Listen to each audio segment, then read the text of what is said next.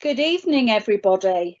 It gives me great pleasure to welcome you to this webinar this evening on insulin and injection safety. How safe are you? And myself and June James are both chairing the sessions and speaking at the session this evening. So a couple of housekeeping details while we are waiting for people to log on, because we've actually had over 800 people register for this event this evening, which is absolutely fabulous. And we really appreciate you giving the time up to come and listen to June and I this evening. And we hope that the information that we've got for you will be useful back in your place of work.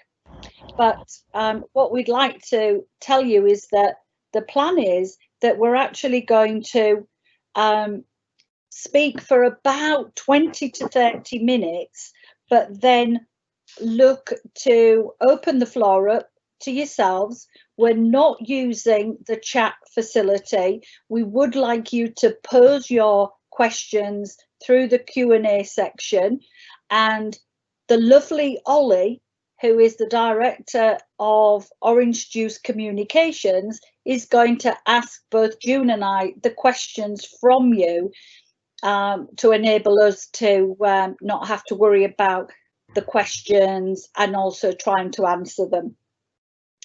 But to be fair, the whole webinar would not have been possible had we not have got sponsorship from the three sponsors today, who are the same sponsors that actually look after the injection technique initiative. And you can see here it's Braun, GlucoRX and Owen Mumford. And we're really appreciative to these three companies because they actually support this initiative and have supported this webinar tonight. So without further ado, I will pass you over to June James, who I know most of you know. She's got an amazing CV and works in Leicester, both as a nurse consultant, but also as an associate professor at the Leicester University.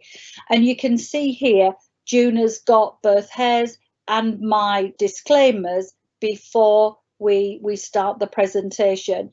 But sit back, hopefully enjoy, and we have got the question and answer session at the end. But just in case anybody hasn't been able to log on, there is the facility that we are recording this, therefore it will be available on our YouTube channel tomorrow. So any of your colleagues who haven't been able to get to the event this evening, it will be there for you to have a look at a suitable time for yourselves. So as I say, I'm going to pass over to June, and she's going to take you through the first half of the presentation. June, please, over to you. Well, good evening, everybody. It's lovely to have so many of you here with us today. And this is really a taster session because clearly you're not going to learn everything about injection technique and about insulin safety in what's really a half-an-hour session. But I think you will learn a lot from each other with the questions. So at the end of this session, you will have learned about insulin safety and whose responsibility it is. And you'll be more aware of common insulin errors and how to avoid them. I'm going to cover those two sections, and then Debbie's going to help you gain an understanding about the problems caused by lipohypertrophy for people with diabetes who inject, and help you understand the safe disposal of sharps for people with diabetes and in those who administer third-party injections. So we'll start with insulin. So this slide very clearly shows our insulin use in the United Kingdom, and Diabetes UK tell us that almost 4 million people in the UK were diagnosed with diabetes and account for the population with diabetes in 2019. 92% of those would have type 2 diabetes, and around 8% had type 1 diabetes, so they require insulin for life. When you look at the total use of insulin, 20 to 30% of all people with diabetes are now insulin treated, so insulin's become much more commonly used. And certainly between 1991 and 2010, the amount of people using insulin trebled, and this was predominantly because of the larger number of people who live with type 2 diabetes. So 100 years ago, next year, Banting and Bess and Colliper MacLeod developed insulin. And so there was just one insulin, and it was a dirty, muddy colour. And now we have over 30 different preparations. So it's really not surprising that people become confused or make errors with insulin, and particularly around the names. And I'm going to talk about common insulin errors now. I've added one extra insulin onto this slide at the bottom of the Lilly part today, because only last week another new insulin was launched onto the market, and that's Lumjev, and we'll talk a little bit about that later.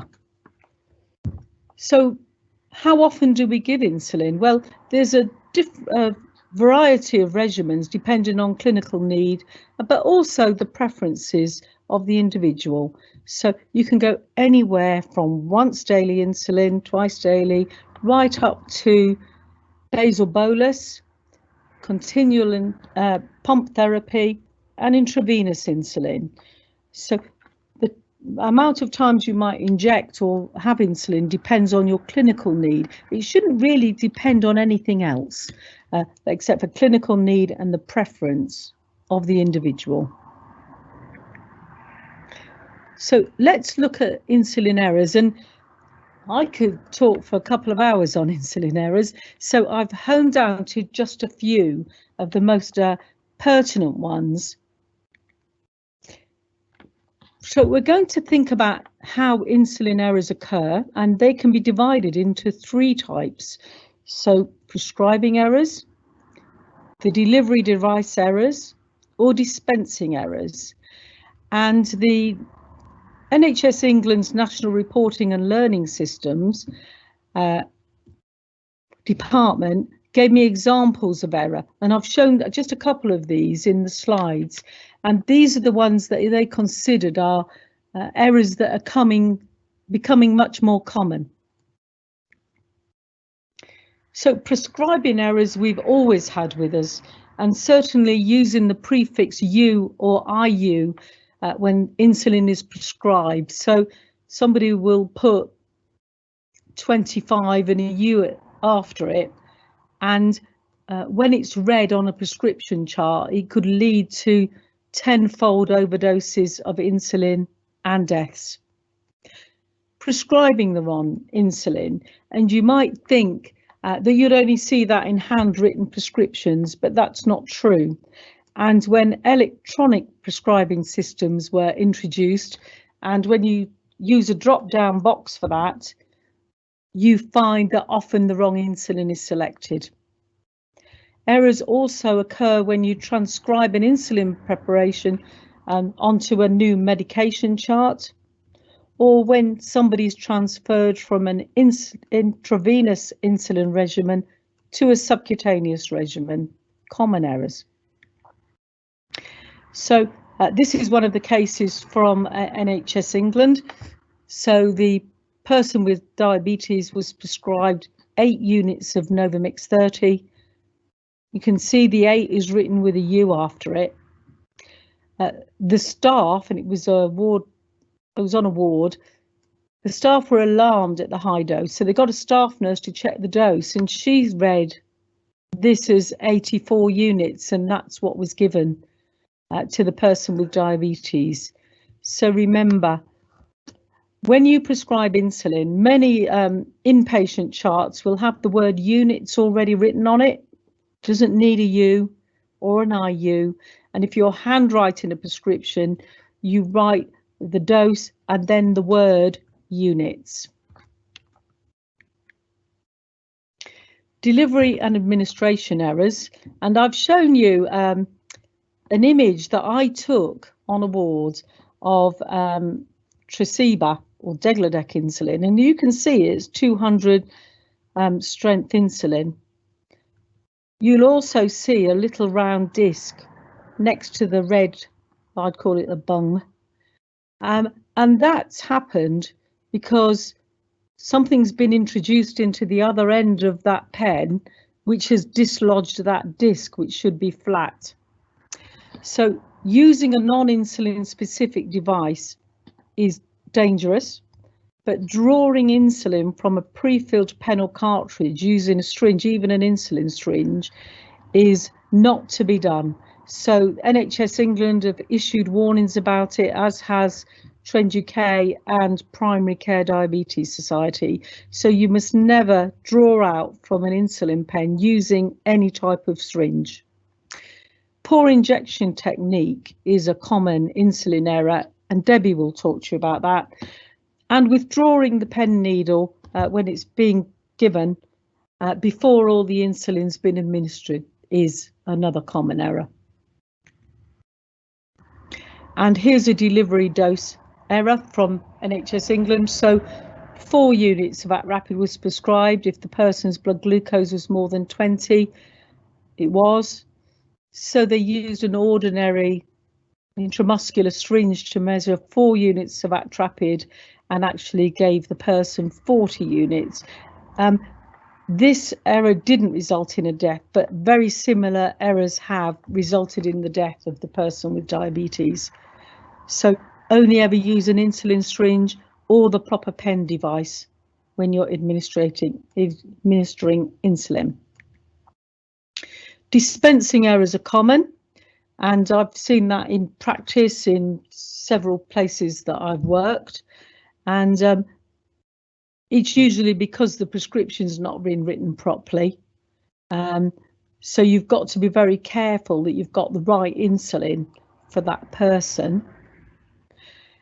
So other very common errors, or the errors that are becoming more common now, are those associated with high concentration insulin. So I've got some images for you of the pens. So Humalog comes in 200 units a mil. It's fast-acting analog. The newest insulin on the market, which is Lyumjev, is a very rapid-acting insulin. It comes in 100 and 200 units as well. Degludec or Tresiba comes in 100 and 200, and Toujeo comes in 300 units a mil. So these insulin products are more concentrated, so there's less volume. But what you dial up, when you dial up the amount of units at the end of the pen, you dial up what's written on the prescription. You don't try and make a calculation. So if somebody's having 30 units of Humalog, that's what you dial on the pen. If you draw up insulin out of any of these pens using an insulin syringe, you're going to get the wrong concentration and you might overdose someone, so it can't be done. And be aware, some of the packaging between 100 and 200 strength insulins, very similar. So here's some useful tips when using high concentration insulin. As I've said, the dose is specific to the pen. Double check the name and the concentration of the insulin in the prescription. Always prescribed by brand. Insulin must always be prescribed by the brand name, and you should specify the device. Never abbreviate the word units to U or IU. Never withdraw insulin from a cartridge or a pre-filled pen, but also issue an insulin safety card to anybody that uses insulin, and the pharmaceutical companies will give you the cards for free. So biosimilar insulins are biological copies that demonstrate similarity to the product, and I've shown you some examples of these. Latest one to market is Semglee, and it's less expensive developed than other analog insulin. or it's one of the latest to the market. They're not interchangeable. So if your person with diabetes got an insulin glargine pen in the fridge and then they've also got a Basaglar or Semglee, they wouldn't take one on one day and the other one on the other. You can't use them intermittently because the doses are peculiar to that pen. And when you're transferring somebody to biosimilar insulin, you should always use the brand name, and otherwise you may need to lower the dose. So you need to look at the manufacturer's instructions. So top tips: always discuss and educate individuals on any new device. Make sure you use the brand name. Always issue the insulin safety card, and do not interchange regularly the biosimilar insulin with the original product. And if you've enrolled on Insulin Safety Week, you'll be given these crib cards that can go on your lanyard, just to warn you about those two errors that are becoming more common. So just a taster of insulin error. And now it gives me great pleasure to introduce Debbie to you, who has spoken to you. Debbie's been a nurse consultant working in diabetes for a long time now. She's a leading light in education, and she works as a nurse consultant for the Medicus group of practices. And Debbie's going to talk to you about the right way. Thank you, Debbie. Thank you, June. So June has actually got control over my slides. So I'm not going to do a funny nudge or a wink or anything. I am going to ask her to move my slides on for me. But you might think I'm trying to teach grandma to suck eggs. But you know what? I was working in diabetes care for 20 years. And I'd also been giving myself insulin for a lot longer when I started on the injection technique pathway, which was in 2009. And I quickly realized that I knew very little about the effects of poor injection technique on the actual effect that insulin has once it's in the body. And this was something that I was really keen to share with diabetes specialist nurses, community nurses, basically anybody that's willing to listen. But we actually got quite a pushback from nursing generally, because it was like, we've been doing this for years, we know what we're doing. And it's like, well, actually, I don't think I'm much different to many diabetes specialist nurses, and I didn't know this stuff. So obviously it's one of my passions, and I really want to make sure that people get the best benefit out of their injectable medications, because these fantastic insulins that we've now got available to us only work as they should if we're getting them into the correct area, which is the subcutaneous tissue, and we're using the right technique. So I hope you all have seen the Injection Technique Matters guidelines that we produced in 2018.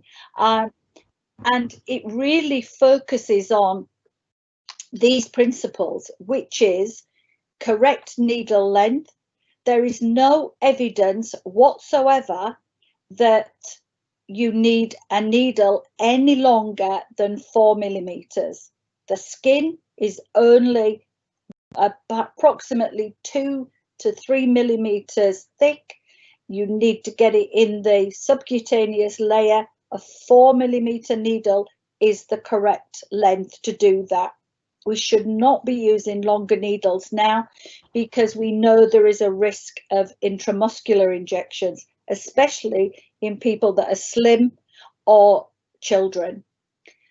We need to resuspend the insulin correctly as well, because if you've got an insulin that separates while it's been laid in a fridge or on the bathroom cabinet, wherever, then if it's not resuspended properly, you will not get that proper insulin action of the shorter acting and the intermediate acting that you're expecting. So the glucose control will be affected by poor suspension. Correcting injection sites are crucial. I've seen some funny places to inject into, least of all the intercostal muscles, which I absolutely was horrified when I saw somebody do this. There's no fatty tissue in between your ribs, not a good place for the insulin to be deposited. But equally as important as the sites, the correct rotation technique is crucial, because we do not want to cause lipohypertrophy, because that alone causes all sorts of issues with glucose control. And we should be using single-use needles. We shouldn't be even mentioning the fact that reusing needles is good practice. It isn't, and we know the reason for that. But also the correct angle of injection, again, is important. If the person is slim, then we need to use a lifted skin fold. If the person has got reasonable deposit of subcutaneous fat, then we're okay to use an angle of 90 degrees. But most importantly is that we encourage people who inject to examine their own sites and feel the sites, not just by look, but feel the sites. And we do that too, because if we want to look at them, we can encourage people to examine their own sites. And there's plenty of evidence across the world that healthcare professionals don't look at injection sites as much as we should do. But you can see there, lipohypertrophy is a consequence of poor injection technique, and it can lead to vast variation in glucose levels, even to the kind of extreme, causing severe hypoglycemia. Next slide, please, June. So I'm sure that you have seen these diagrams in our guidelines, but really this is because we want people to understand that there are insulin area or sites that receive the insulin better. But people need to know that sites can be overused. And so you can see all of these sites. And actually, whilst the arm is there, we're actually trying to advise people that the arms are actually better to be used by a third-party injector, because they can actually get to that area much easier, and they can make sure that it is a subcutaneous injection. But equally, what we want to do, thanks June, is we want to be able to use a lifted skin fold when there isn't sufficient subcutaneous fat there to absorb the insulin. And you can see there that, as I've mentioned, a 4mm needle is appropriate for any age. Our skin thickness doesn't change regarding weight, race, male, female. It is the same thickness in the majority of people, but we want to protect people from intramuscular injections, because intramuscular insulin will work much quicker, and there is a greater risk of hypoglycemia. But also, when we're thinking about the sites, then we want to try and use the sites in a rotational basis. So you can see there, we're actually advising people to choose a site and divide it into sections. So if you think about the abdomen being like a bullseye and the umbilicus is the bullseye, then you've got sufficient areas around the abdomen to use. And if you divide them into quadrants, then you can actually use a quadrant per week. And that way you're resting the other areas whilst you're using one quadrant. And as long as you actually keep the injections a centimetre apart or the width of a finger, then that won't cause any problems with lipohypertrophy. But we do need to keep reminding people that this is really, really important to, you know, cut down the risk of lipohypertrophy. Thanks, June. And you can see here exactly what I've just said, is that if you think of the abdomen and the quadrants, then it's much easier for a person to rotate the injection sites and make sure that one area is not overused. Thank you, June. So, lipos or lipohypertrophy, what actually is it? Well, all it is the fatty cells in the subcutaneous layer are actually reacting, A, to insulin, which is a growth hormone, and B, to trauma, because every time a needle is injected into the skin, it causes micro trauma.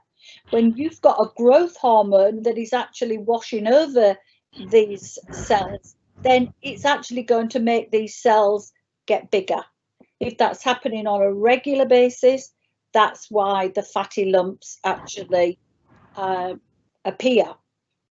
But if we actually give people good education, then we can prevent this happening. And the three things that we need to do is we need to use a rotation system. We need to use a new needle every time, because every time we inject with a needle, a pen needle, you actually can create a kink in the end of the needle, almost like a thorn or something like that. It kind of bends the needle up, and that will cause more micro trauma when that goes into the skin, because using a needle more than once strips that needle of its outer lubrication, which makes it easier to go into the skin first time. But also this kind of spare that comes from the needle point actually causes more micro trauma. And then obviously checking injection sites regularly. If there are lumps that are starting to appear, then you can actually just let them rest for 2 or 3 months and make sure that that's not allowed to get even bigger.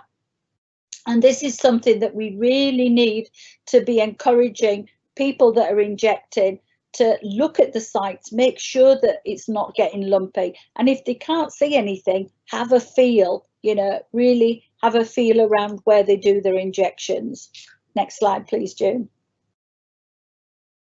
But of course, people do have favourite sites, and you can see here, there's a lovely one there on the abdomen, and there's a lovely one there on the forearm. Now, I said there's some areas that are quite odd, but yeah, that's on the forearm, and I would never have dreamt of injecting into there, but this guy obviously thought it was a good idea. He didn't have to roll his sleeves up, you know, because in short sleeves that area was readily available. And certainly with gentlemen who inject, then a very common area for these lumps or fatty areas is just the side of the button line of their shirts above their trouser line. And you know, when you see something like this, it's like that's probably somebody who is perhaps left-handed because it's on the right-hand side, and you can pick up how people actually do give their own injections when you can examine their injection sites. So if you want to click again, Joe, please. As I say, they are these rubbery areas, but They do vary in shape and size and texture. They don't always appear as visible as these. Some can actually be deeper in the skin and feel like almost like little peas, hard peas or harder lumps. They can vary in texture, that some feel very soft, where others feel almost like striated. So, you know, don't be put off if it isn't exactly what you was expecting. And really, to palpate somebody's injection sites correctly, we should use examination gels, because it actually allows you to feel the edges of the lipo and also feel the texture much better if you've got an actual you know, kind of lubricant to help with that. Next slide, June, please. So going on to the sharps disposal issue now, because we do need to make sure that people are disposing of their sharps properly.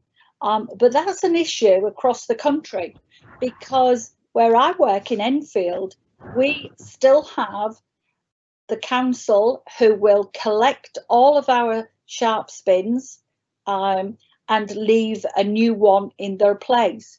But in Scotland, they don't have access to any of that. And it'd be interesting to know how, you know, your sharps policies exist in areas, because I know that, you know, when we were in the kind of thick of austerity, some councils were thinking about, you know, their sharps disposal services, and it's, you know, it is potentially an easy hit. But where do people take their used sharps if they can't take them to either the waste department in the council, because GPs won't take them? They have to pay for their own sharps disposal, so they're not going to provide a free service for any people who inject, and certainly we wouldn't want them disposing of them in the normal refuse, because that's not appropriate either. So it really is an issue that I think we're going to have to kind of face a lot more readily as councils are struggling to provide all the services that they do. Thanks, June. But sharp safety is really, really important.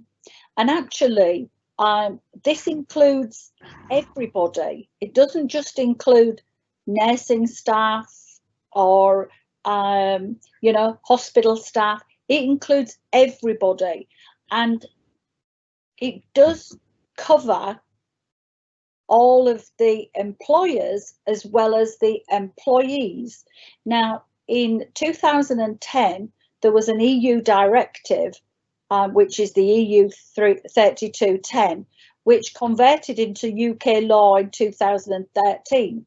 And basically, what it tells us, as I say, it is UK law. It tells us that all employers who employ workers that are exposed to sharps have to comply with this directive. And what it states is that infection control and improvement should be checking regular risk assessments in all situations where there's a potential for exposure to sharps. So that's going to be on wards, in outpatient clinics, all sorts of areas. But it's also talking about those people who are caregivers, family, and downstream workers like porters and cleaners, because porters and cleaners often get needle stick injuries because they've cleared away an area where the sharps haven't been disposed of appropriately, and then they get a needle stick injury.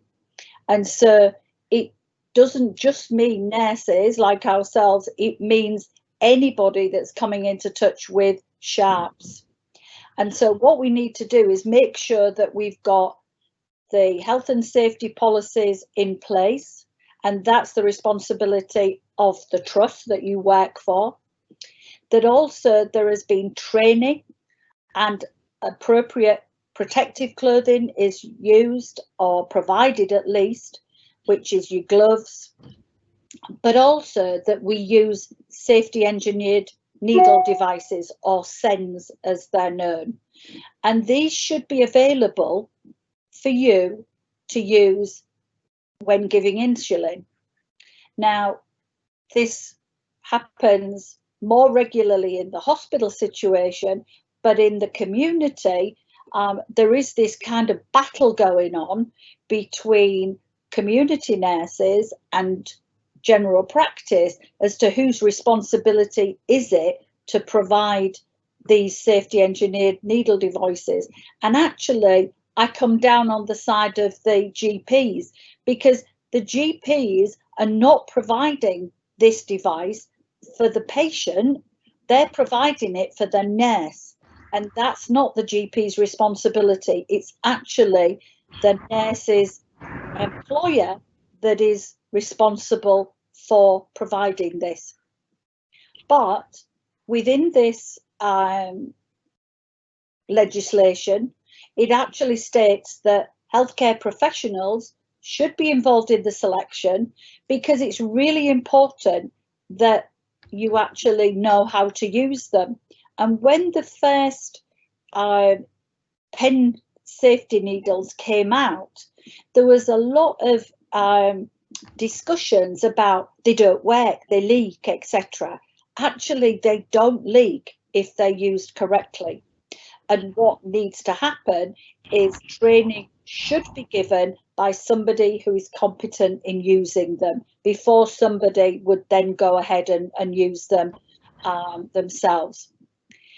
But of course, we need to make sure that, you know, if a needle stick injury does occur, that we are protected against the common viruses, which is Hep B and Hep C.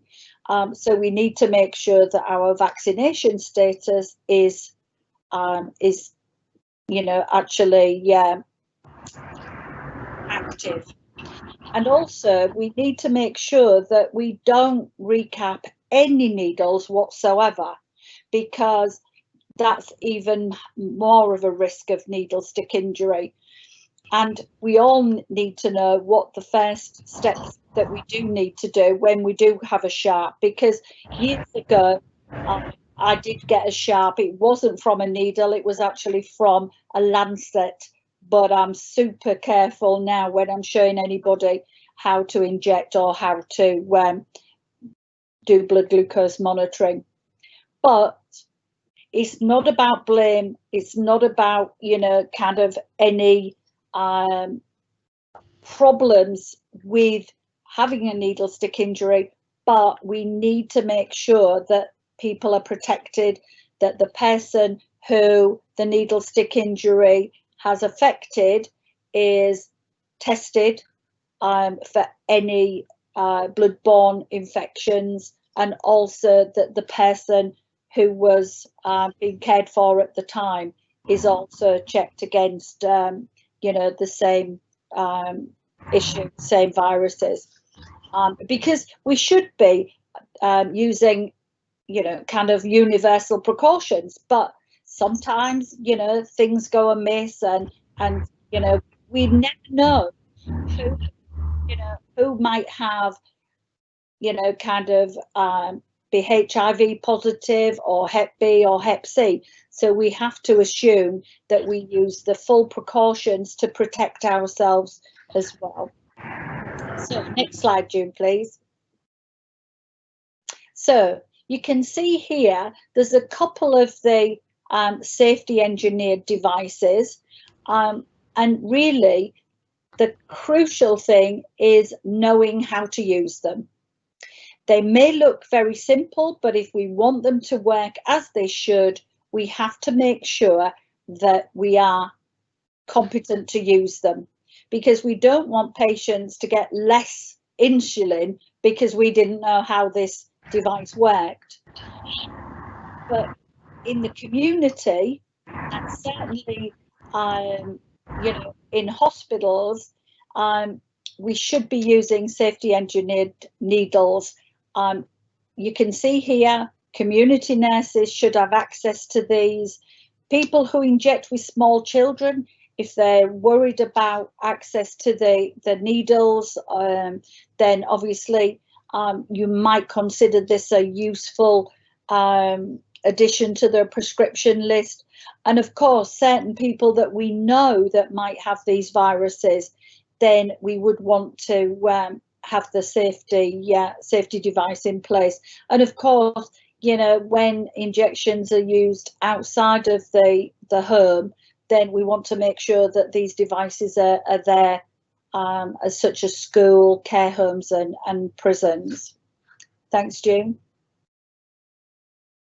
So you can see here, I've just put the Injection Technique Matters resources that are on the Trend Diabetes website.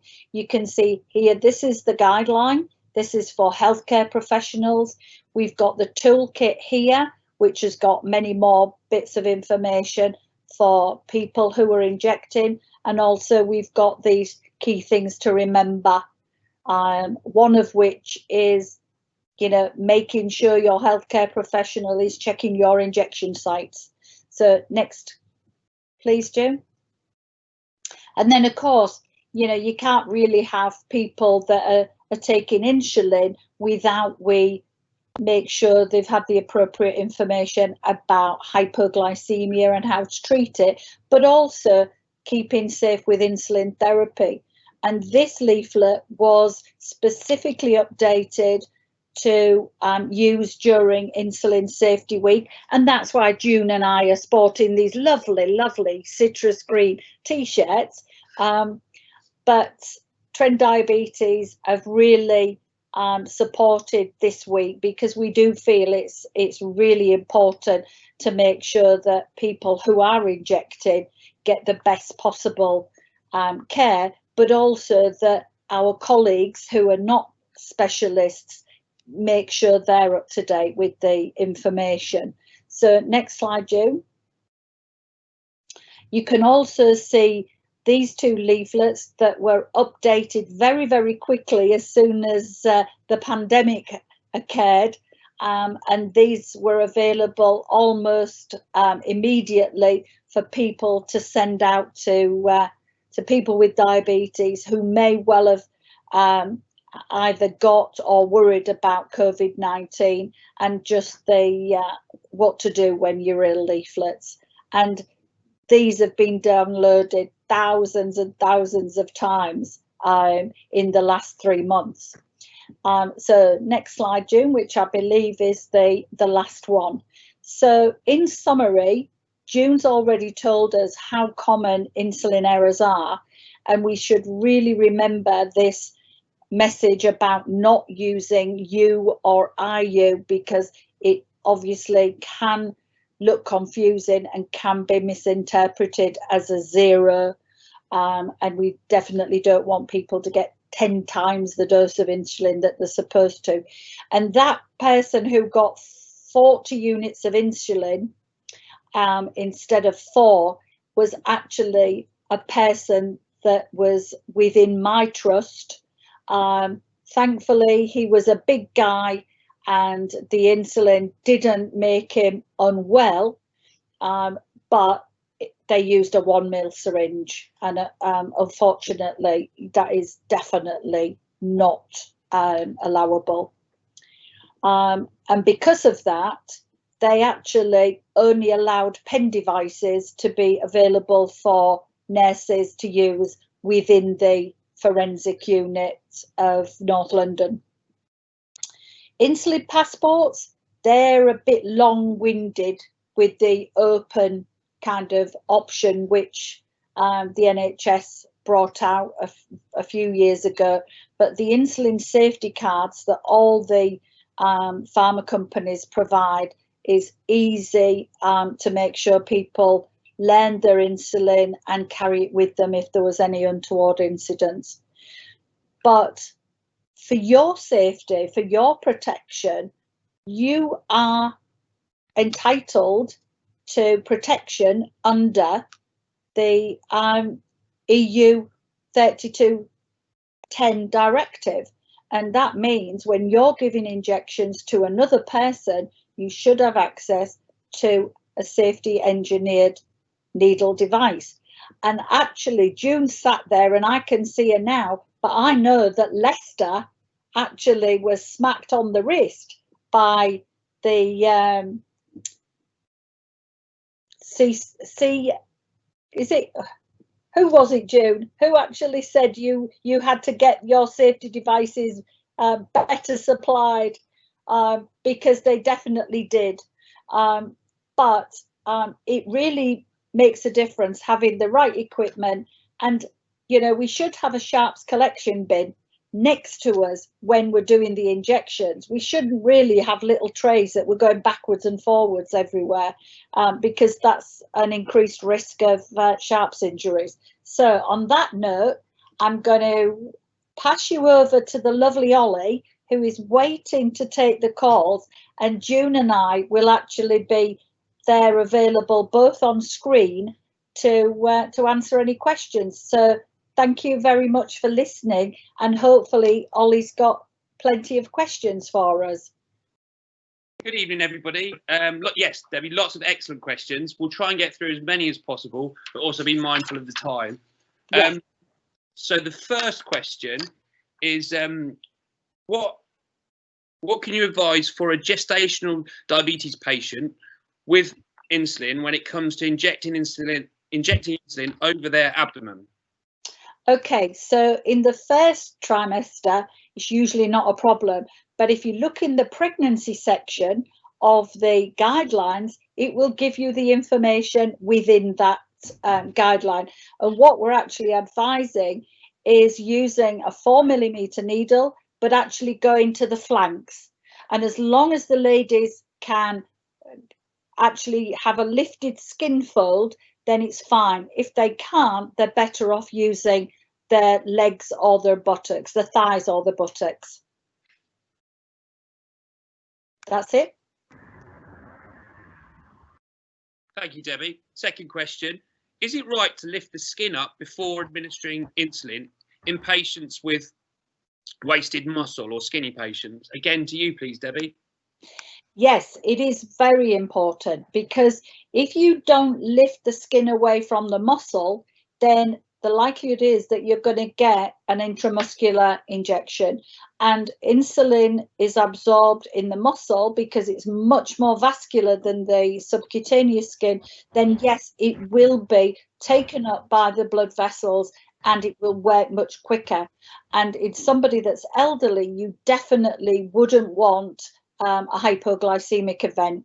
So yes, it is important, and it's a lifted skin fold, so it's actually important that you do it properly, that you don't kind of do it, you know, I can't see where, you know, you don't pinch the skin. It's difficult when you've got this background behind you. You know, you're actually doing it with 2 or more fingers and the thumb to lift the skin away from the muscle. Okay, but it is very important that we do that. Yes. Thank you, Debbie. Next question is for June. Our medicine management team is changing everyone to a biosimilar, cheaper version. Should we be stopping them? Okay, well, that is something quite close to my heart. I guess my feeling is that you shouldn't change anybody's insulin unless it's clinically indicated. I don't work, you know, for a formulary committee, but I understand that biosimilars are cheaper or less expensive, but that doesn't take into account the visit that will have to be done by a nurse or a visit to the clinic to transfer those people over to make sure that they can use the device. It doesn't take into account any follow-up visits that are needed, because you might have to change the doses of insulin. And it doesn't actually take into account the preferences of the person with diabetes who might be very happy on the insulin that they're on. So for me, I think you need to factor all those in. It's not as inexpensive as it might seem if you factor in all the visits. If you factor in the anxiety and concerns of the person that's transferring, you know, I would want to say in what I was taking actually, and a lot of people with diabetes really don't like it when they just get a letter saying we're transferring you to another insulin because we want to give you one that's a bit more less expensive. So if you're going to use a different type of product like a biosimilar, I guess I would use that for people starting insulin, not for people that are very well controlled on the insulin that they're on.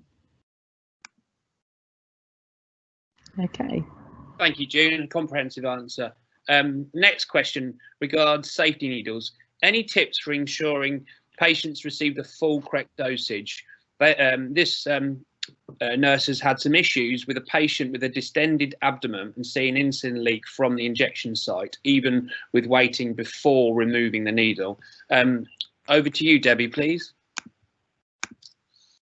Okay, so the issue is if they have got a distended abdomen, then what you can do is move the skin laterally, inject into it, and then when you take the needle out, let the skin go back to its normal position.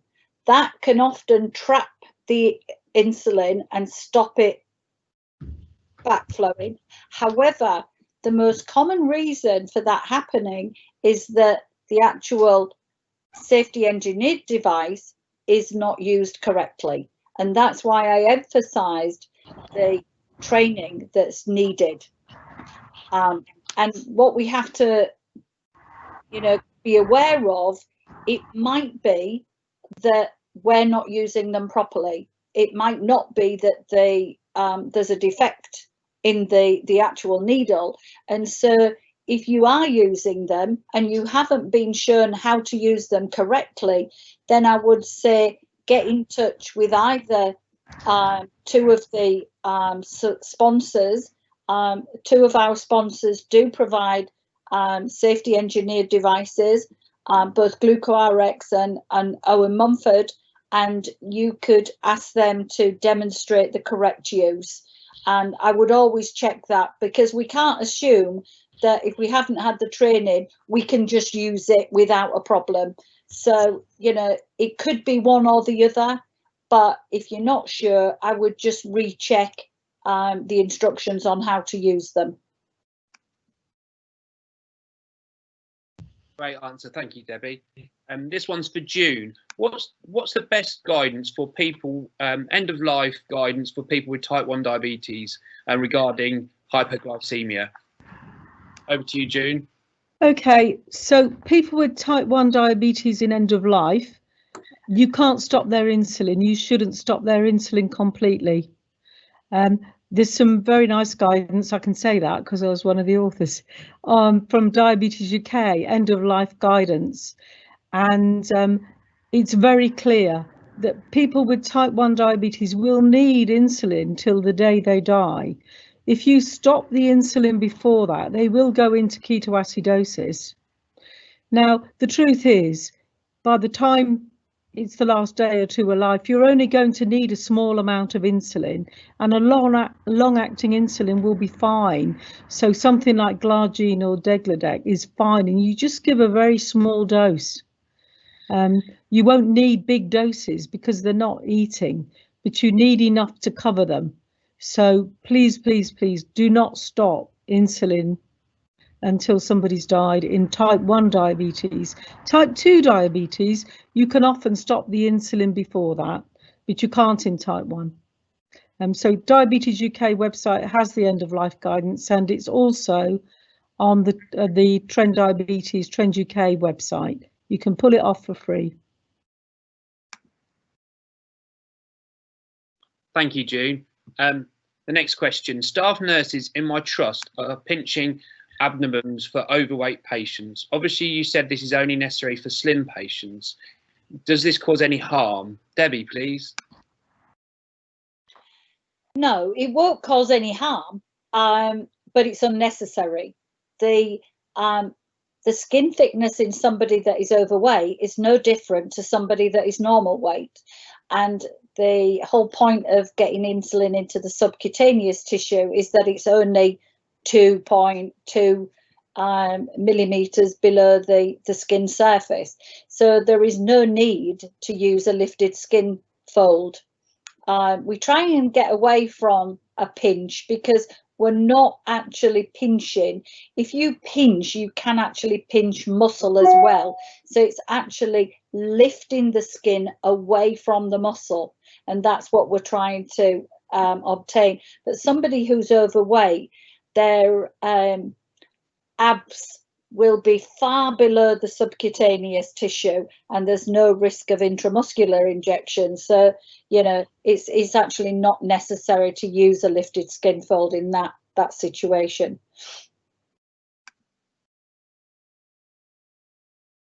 Thank you, Debbie. Another one for you, please. What precautions should I take if I change a patient from 10 millimeter to a 4 millimeter needle? I would say do it as quick as possible, because the chances are if they've had erratic glucose control, then it's likely to do with the needle length. But actually, you don't need to take any precautions at all. You just need to make sure that they've got the shortest needle possible, and then they will get the insulin into the correct tissue, and they will be much safer, because there is a high risk of using you know, the muscle with a longer needle. And actually, the higher the longer the needle length, the higher risk of intramuscular injections. So using a 4 millimeter needle is the best length, and there's no way around that. Unfortunately, if you've got children, young adults or slim adults, then there is some occasions where you would have to use a lifted skin fold. But in your normal adult, you're fine using, you know, just an area that has got a decent covering of subcutaneous fat. Thank you, Debbie. This next question's kind of topical, with some people venturing on holiday during these strange times. How long can insulin be left out of the fridge? A patient has asked in case she goes on holiday. June, can I hand that one to you? Yes. If you look at the Diabetes UK guidance, I believe it says 28 days. If you really want to be pedantic, I guess, you could look at every manufacturer's information, and sometimes it varies by a day or two. I would go by the Diabetes UK advice, 28 days. But if the pen you're using or the device you're using is not in the fridge, which it needn't be for that 28 days, then don't have it in the really hot sun or on a windowsill where it's going to burn up. And if you're on holiday going on a plane, don't put it in the hold of the plane because it'll freeze.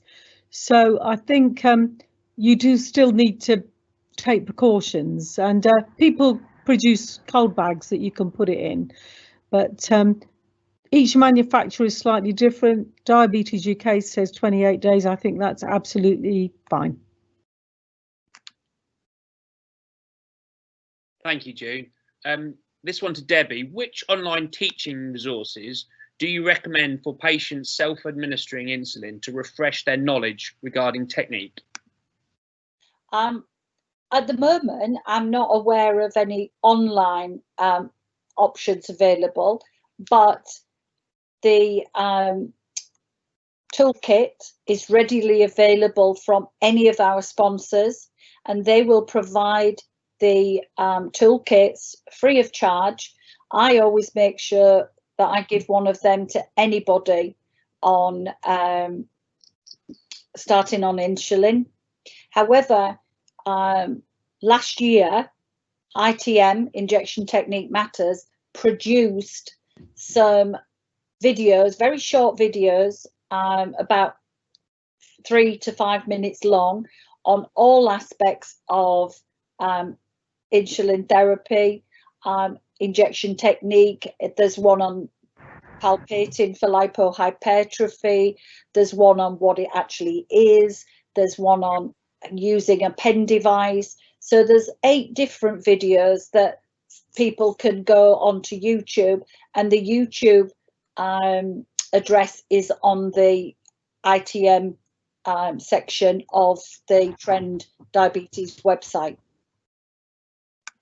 So if you want to give somebody something to kind of review when they get home, then the toolkit is available. And as I say, both Braun, GlucoRX and Owen Mumford will supply them free of charge for your patients. They'll also supply the guideline if you want your own hard copy rather than downloading it from the Trend Diabetes website. Thank you, Debbie. We're going to approach our final few questions now. This is for you again, Debbie. Can you get a lipo with a pump? How do we advise rotation of these? It's exactly the same. There hasn't been as much research into lipohypertrophy with actual pump therapy, but it does occur, and it occurs for the same reason that it does with actual manual injections, in the fact that insulin is a growth hormone. It's going through the skin that has been punctured by a small needle, and there's a cannula left in place. So if somebody is using a pump, then they still need to rotate the actual insertion site of their pump. And, you know, again, it's just about education. So lipos can occur with pumps, and it's exactly the same process. It's the microtrauma, it's the overuse of the site, and it's also the rotations. So if you want to cut down the risk of any lipohypertrophy, same principles occur. You know, move the site regularly. Once a month you would move the whole site, but within a site you would rotate it every week. And that's the same for the areas that are used by people who have pumps. Thank you, Debbie. We're going to move on to our final 2 questions. Any thoughts on using an iPort device for giving insulin for patients who are needle phobic? These are not on local formularies, so very difficult to obtain for patients. Debbie, please. Yeah, I mean, I have actually seen them. I've never used them. They are commonly used in children, but of course now children are using pump therapy a lot more commonly. So there isn't the need to do you know, daily injections or frequent injections. But I think if somebody is really worried about you know, self-injection, then it is an option. There's also another little device called the Tickle Flex device, and that's like a spider that actually sits on the skin, and the pen device goes through the top, and the actual needle still is injected into the skin, but the little kind of like spider arms are confusing the you know, the nerves in our skin. So they're kind of saying, feel this, rather than the needle going in. That's available. It's only about, I think it's about £8 or £9. Again, we do talk about this in the guideline. So if you want to have a look at those devices, then it's within the guideline document. And again, as I said, you can get that from our sponsors or from the website.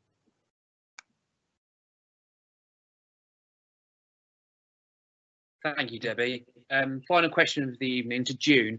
What if the spare insulin pen has been out of the fridge for a while? Is it safe to use, or should it be discarded?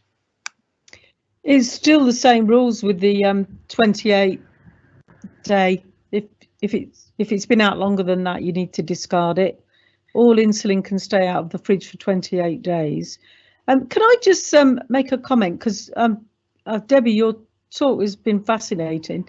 In practice, where I've seen the most lipohypertrophy, is when people come to my clinics and they've needed more and more insulin. And I'm sure Debbie can bear this up. I mean, I had one gentleman who was injecting about 100 units 4 times a day.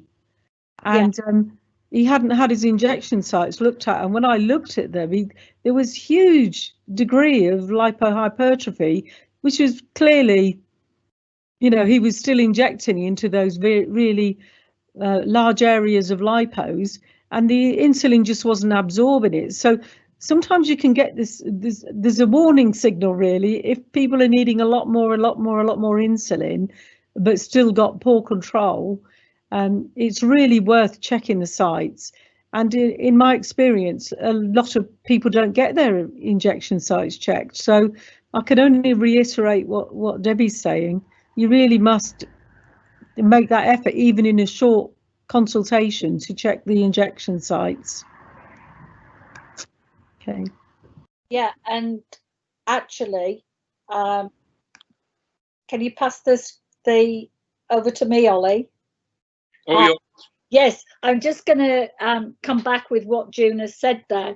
The problem is that the fat will actually hold on to the insulin, and so it will actually affect its ability to be absorbed properly. And so what happens is you get wide variation between you know, the insulin's absorption. So it could absorb normally one day and then it could be absorbed very quickly the next, or it could actually be absorbed very slowly a few days afterwards, and that will you know, that will cause a whole lot of effects on the glucose variation. And actually we know that glucose variation is more damaging for people with diabetes than having a glucose that's slightly over target. So if the blood glucose levels are bouncing between 2 and 20, that's far more risky than a glucose level that's between, say, 6 and 8, or even perhaps 7 and 9, because those are stable. It's the variation that causes both the person to feel unwell and also a higher risk of complications. So it's really important that we do check the injection technique at least annually.